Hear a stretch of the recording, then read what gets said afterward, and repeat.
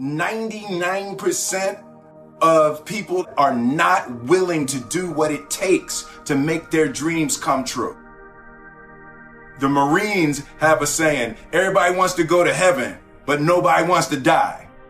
The center of bringing any dream into fruition is self-discipline.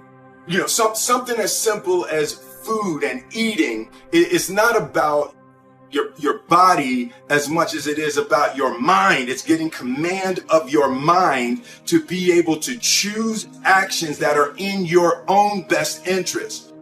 Every day we are choosing that's not in our own best interest. So if the world is attacking you and the world wants to fight you and the world's trying to hold you down, so you're going to kick yourself in the balls? So you're going to stop yourself from getting what you dream.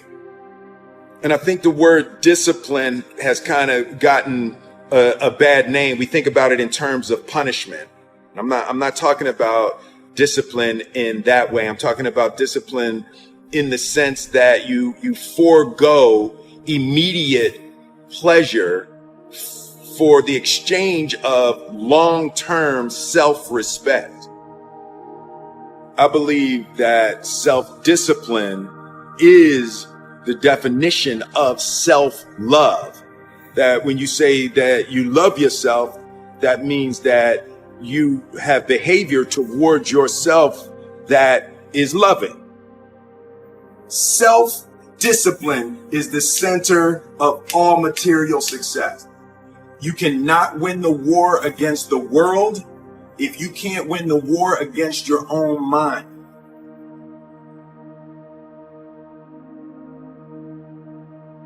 Self-love is when you say to yourself, man, look, I know you and that girl got a real connection. I know y'all vibe, but that's your girl's cousin. So I love you too much to let you do that. It's like you say to yourself, hey man, look, I know you want to eat that pizza and it'll be really good, you know, but I can't let you eat that, man, because if you eat that pizza, you're going to feel like shit, you know, and I love you too much to let you eat that. Self-love is, hey, look, I know you got a test on Monday, you know, and I know you really want to go out with your friends. It's Saturday night, you want to go out, but if you fail that test, you're not going to feel good about yourself. You know, I love you too much to let you go out tonight. Self-discipline is self-love. If you want to be happy, you have to love yourself, which means you have to discipline your behavior. The road to sustained happiness is through disciplining your behavior. We tend to base our self-esteem on what other people think. And that's not really self-esteem. Self-esteem is supposed to be how we feel about ourselves. And I was just saying how dangerous it is to allow other people to determine how you're going to feel about you. And it's kind of like looking into a broken mirror. You're going to look in a broken mirror and then change your face to try to look good in this defiled, busted, broken mirror. And it just, other people's opinions is a really way to determine how we feel about ourselves.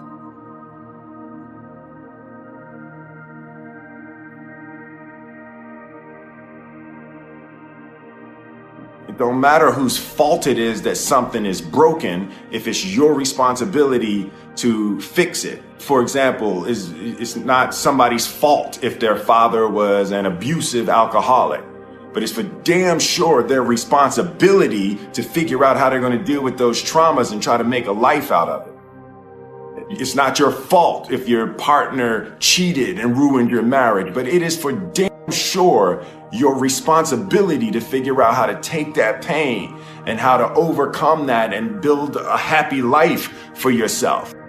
Fault and responsibility do not go together. It sucks, but they don't. When something is somebody's fault, We want them to suffer. We want them punished. We want them to pay. We want it to be their responsibility to fix it. But that's not how it works, especially when it's your heart.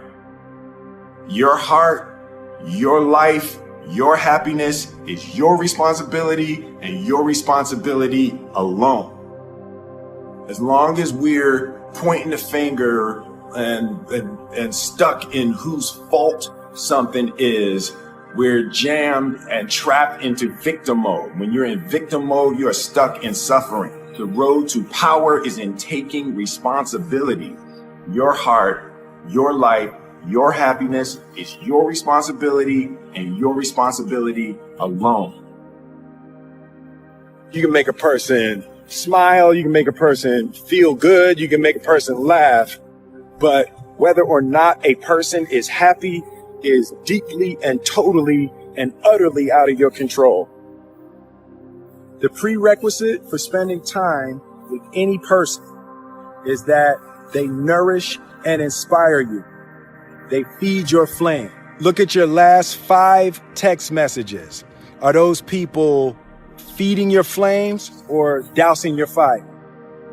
Put your phone down for just a second and look around. Look to the people around you. Are those people throwing logs on your fire or are they pissing on it?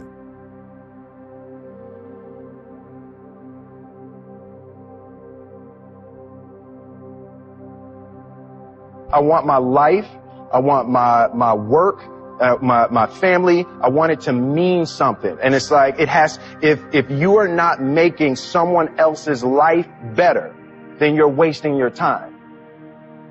The separation of talent and skill is one of the greatest misunderstood concepts for people who are trying to excel, who have dreams, that want to do things. Talent you have naturally. Skill is only developed by hours and hours and hours of beating on your craft. You don't try to build a wall. You don't set out to build a wall. You don't say, I'm going to build the biggest, baddest, greatest wall that's ever been built. You don't start there. You say, I'm going to lay this brick as perfectly as a brick can be laid. There will not be one brick on the face of the earth that's going to be laid better than this brick that I'm going to lay in this next 10 minutes. Yeah. And you do that every single day. And soon you have a wall. And I think psychologically, the advantage that gives me over a lot of people that I have been in competition with in different situations is it's difficult to take the first step when you look how big the task is.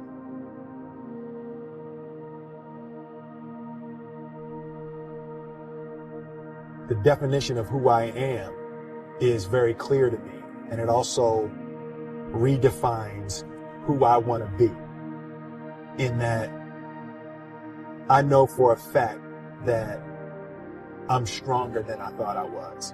You know, you can't help but ask yourself the question, what would I do if I was in Muhammad Ali's shoes? I'm motivated by fear. I hate being scared to do something. And I think what developed in my early days was the attitude that I started attacking things that I was scared of. Why were you scared in your bed the night before? What do you need that fear for? Just don't go. Why are you scared in your bed 16 hours before you jump? Why are you scared in the car? Why could you not enjoy breakfast? Fear is fear of what? You're nowhere even near the airplane. Everything up to the stepping out, there's actually no reason to be scared. It only just ruins your day. You don't have to jump. And then in that moment, all of a sudden, where you should be terrified is the most blissful experience of your life. And God placed the best things in life on the other side of terror.